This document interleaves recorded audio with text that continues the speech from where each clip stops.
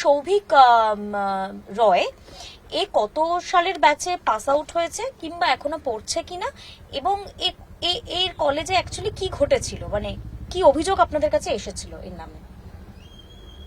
ঘটনাটা অনেক পুরনো, 14 সালের ফেব্রুয়ারি নাগাদ এরকম হবে। 2014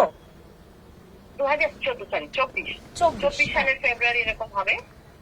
তো সেই সময় এরকম ছাত্ররা কিছু অভিযোগ আমার কাছে নিয়ে আসে এবং তারা লিখিত অভিযোগও আমার কাছে জমা দেয়। সেটা নিয়ে আমরা জিবির মিটিং করি এবং জিবির মিটিং এ আমাদের সেই অভিযোগপত্র পরিষ্কার করে পড়া হয়। প্রত্যেকেই আমরা একেবারে ইউনানিমাসলি এটা ডিসাইড করি যে সৌভিক রায় হেন্সফোর্থ কলেজে ঢুকতে পারবে না। তারপর থেকে কিন্তু সৌভিক রায় কলেজ প্রেমিসিসে ঢোকে না। কতগুলো কমপ্লেন জমা পড়েছিল ম্যাম আপনাদের কাছে? একটাই কমপ্লেন, অনেক বেশ কিছু ছাত্রের সই করা, সংখ্যা মনে নেই। বেশ, তারপর তো নিশ্চয়ই তদন্ত তো হয়েছিল, নিশ্চয়ই আপনাদের তরফ থেকে ইন্টারনাল কোনো কমিটি তদন্ত করেছিল?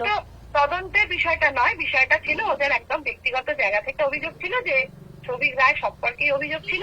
সেই জন্য সৌভিক রায়কে একেবারে আউটরাইট আমরা কলেজ থেকে কলেজের প্রেমিসিসে ঢুকতে পারতাম